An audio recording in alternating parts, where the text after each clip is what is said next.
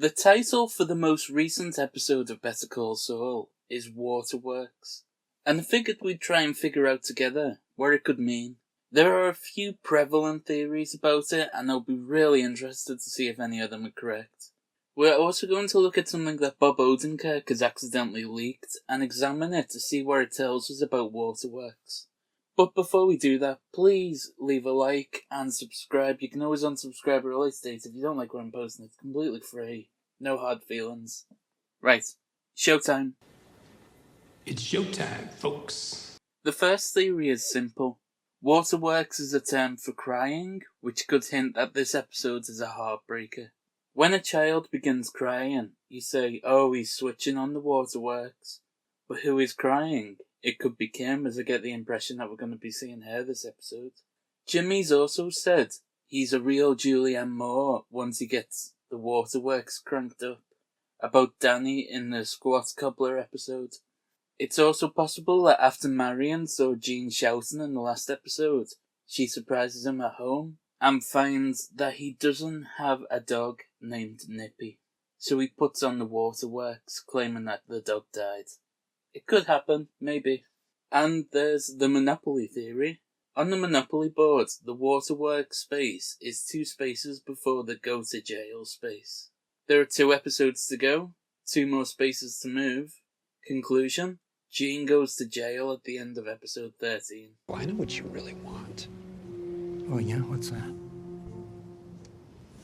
You want in the game. Also, in the previous episodes, in the game was used a lot.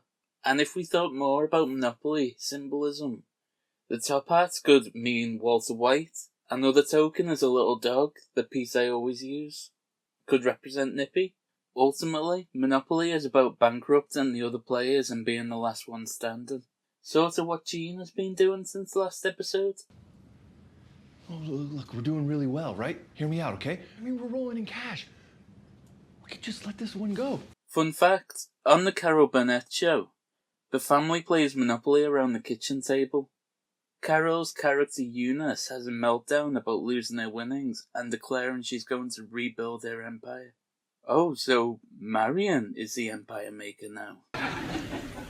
All right, then. All right.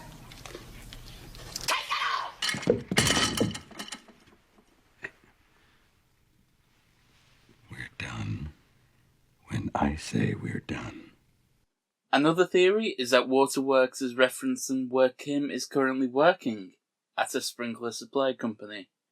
It's called Waterworks because Kim works with water. This is backed up by the thing Bob Odenkirk posted, but we'll get to that in a minute. It could also possibly be referring to the car wash from Breaking Bad, the one Walt bought so he and Saul could launder money through it. Always sticky. Yeah, no problem. This one is unlikely, but I figured I'd mention it. We could also see in this episode Howard and Lalo's bodies being uncovered, maybe by a water company? Again, it's unlikely, as I think it takes away from some of the weight of them being buried there. I've rewatched Breaking Bad since that happened, and the scene set in the lab is so much more sinister knowing that the characters we love are buried beneath it. Quite a lot of planning went into this. I would say so. A theory that I haven't seen pitched is that the title could be referring to the effectiveness of the thing that Gene, Buddy and Jeff used to drug their marks. We saw in the previous episode that Jeff was doubting whether or not Stuart from the Big Bang Theory would still be unconscious, because he was given the water over 3 hours prior. Well, if he still is unconscious when Gene breaks into his home, then it means one thing, that the water works. It's also possible that the drugs reacted badly with his cancer medication and it could kill him. The water works too well, knocks him out completely for good. It's possible. The final theory I want to pitch to you requires to look back at Breaking Bad Season 4, Episode 3. In conversation with Walt, Skyler says, I mean, look at Watergate. One little piece of duct tape left on the door brought down the President of the United States. Watergate? Waterworks? Frank Willis, the security guard on duty at the Watergate apartments that night, found a piece of tape on the door and it alarmed him, so he called it in. It's the most famous example of using tape to stop a door from locking. Only in this case, Gene's ultimate downfall will start with the fact that the tape was removed, not left behind for a security guard to find. They had that long shot of the guy going back to take off the tape on the first house. Maybe it was preparing us for that. And the broken window is a lot more than a piece of duct tape. Gene is going to get caught. Yeah, but I pulled the tape when I left. The door's locked. We couldn't get back in even if we wanted to. The episode where this quote comes from is also the one where Skylar and Walt purchase the car wash. So maybe that's another point for that theory. Now, it's time to deal with the leak that Bob Odenkirk made. In a recent tweet by Odenkirk, he posted an auction of shirts based on episodes of Better Call Saul Season 6, straight from the crew. One shirt seems to hint at the next episode, Waterworks. Now, I can't tell what they're trying to say, but there's 13 connectors, so that's one for each episode. And each serial number below it begins with 6 something something, so 601 for the first, 613 for the last. I can't determine the latter half of the serial numbers. The shape of the adapters are probably symbolic to the plot of each episode, but I'll leave that up to someone better with metaphors than me. If you have any theories, look closely at this image and see if you can come up with anything.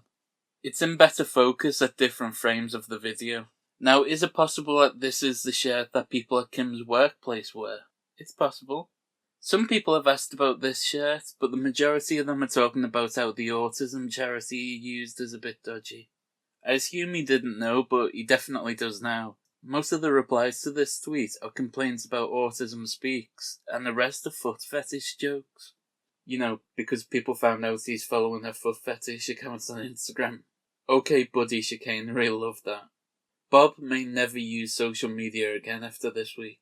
If this is the shirt for the company Kim now works for, then Waterworks is a lot more literal than it seems. Also, from the All About Saul Instagram page, this information was leaked.